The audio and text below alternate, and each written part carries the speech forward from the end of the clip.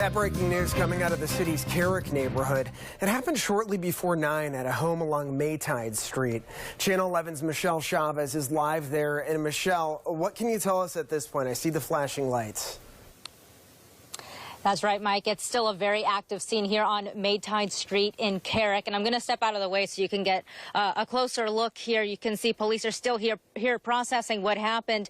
They tell us they got a 911 call just before 9 o'clock saying someone was shot here on Maytide Street. And when first responders arrived, they found a man shot in the chest in one of the homes. Police say the man was pronounced dead not long after that. And right now they're processing evidence and talking to neighbors, trying to get more information. And police say as of right now, no one is in custody. Now, for context, this past week has been very busy for police in the city. They tell us it's been a week filled with violence, and they have this message for the community. Just really try to be aware of how your neighbors are, how they're doing and how they're faring, because people seem to be really struggling out there right now. And police tell us they are still trying to figure out what exactly led to the shooting. As we learn more, we'll share it with you on air and online. For now, reporting live in Carrick, Michelle Chavez, Channel 11 News. And breaking right now, one person has been taken to the hospital after a shooting in Fayette County. Here's what we know so far. It happened at Sales Inn in Uniontown. Police say they're actively going through surveillance footage to try to identify a suspect. No word at this point, though, on the victim's condition. Tonight, Pittsburgh police are asking for your help finding two missing teenagers. 17-year-old Ojane Jones was last seen around 5 tonight on Glenmar Street. She was last seen wearing black sweatpants and actually the black sweatshirt in this picture. She may be in Sheridan. And Pittsburgh police are also looking for this boy who has been missing for several days. He's 13-year-old Keanu Brooks of Lincoln Place. He's been missing since Wednesday. Police say he went to school that day, but then never came back home. If you know where he is, please give police a call.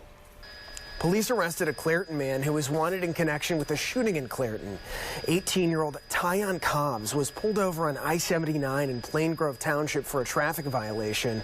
Officials say he was involved in a shooting from March 16th. That shooting injured one person. We're working to learn more tonight about a car crash that killed one person and sent another to the hospital. Before heading to breaking news, Channel 11's Michelle Chavez spoke with neighbors who say it's not the first tragedy they've seen. First responders spent hours on Beck's Run Road side of the scene. The woman was paralyzed from every day. I said, please slow down. Because this brand new video showing the response to leave your families. I've seen it happen too many times. And that was Michelle Chavez reporting. Take a look right here at this brand new video showing the response to a call of a semi overturned on the Parkway East. That semi carrying boxes of toilet paper. Calls came in just after 2:30 this afternoon. There were road restrictions due to debris scattered all across the area. We're told, luckily, though, nobody had to be taken to the hospital. A new study found that 70% of drivers look at or use their phone while driving. Here in Pennsylvania, you can talk on the phone while driving, but you can't text. Drivers can be fined upwards to $50 plus court costs. What's more, the National Highway Traffic Safety Administration says distracted driving claimed more than 3,000 lives in 2020. So the big question, well, why can't people put down their phones? There's been a lot of talk about like dopamine, right? Curiosity to Use it without answering it.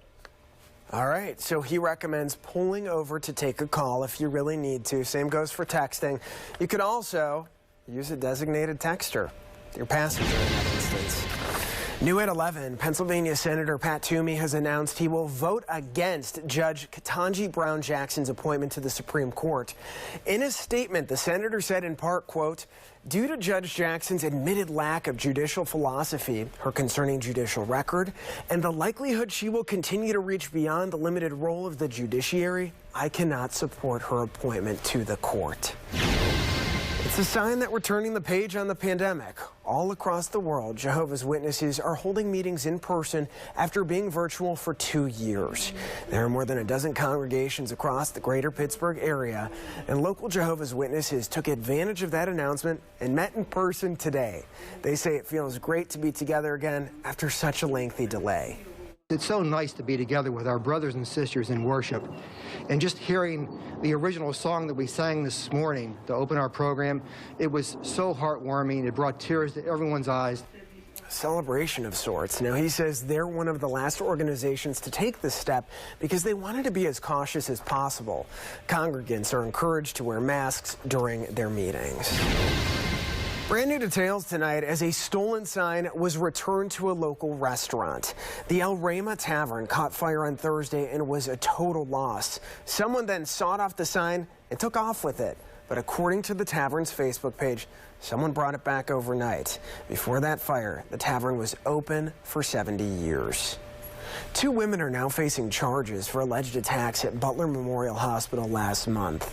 According to our Butler radio partners, police say Lanaya Barnes hit 2 nurses, leaving one with a bruise to the brain. Then just a week later, another woman, Hillary Nicely, hit 2 nurses. Both women are facing aggravated assault and additional charges. To the latest now out of Sacramento, where police say 6 people are dead and at least 12 others are injured after a mass shooting. It happened early this morning in a very crowded area with lots of nearby bars and restaurants. The police chief says there were multiple shooters. One victim's father spoke out right after it happened. Tell these young men to stay out the streets, quit playing these games, that it's going to end their lives. Right now, police are not sure how that shooting started. They say no suspect is in custody at this time and are asking for the public to come forward with any piece of information. Let's get you out to a live look at Pittsburgh International Airport right now, where it was a bad weekend to fly anywhere, really. Airlines canceled more than 3,300 flights, and Southwest Airlines is now apologizing after more than 1,000 flights were delayed or canceled yesterday. The airline says more than 1,600 were affected nationwide due to system-wide technology issues. Southwest ultimately apologized to customers, and they say the issues are now resolved, and they're hoping to get back to status quo operations. Meantime, though, it doesn't end there because dozens of Alaskan Airlines flights were canceled, mainly on the West Coast. Off-duty pilots picketed in several major cities over contract negotiations. In a statement, the airline says company-wide it canceled 9% of departures, impacting, get this, more than 15,000 passengers. They were like, oh, our pilots are on strike. And I was like, that would have been nice to know this morning when these problems started happening and not 5 minutes before we got to the airport. Not great. Pilots say they want airline leadership to get back to the bargaining table after stalling during the pandemic.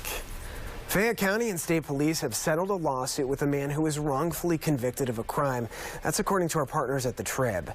Dave Munchinsky spent almost 26 years in prison in connection to a double murder. He accused police of withholding evidence, and an informant said prosecutors fed him the information. Munchinsky died shortly after recording a direct examination. His estate handled the rest of the lawsuit and settled for $8.75 million. We got a traffic alert to tell you about for drivers in West Mifflin.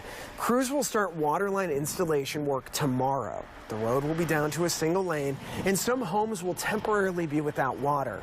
The work will be done on Pittsburgh-McKeesport Boulevard, specifically between Buttermilk Hollow and Lebanon Church Road. Starting tomorrow, the Pittsburgh Cultural Trust says vaccination and masking requirements will be determined per event.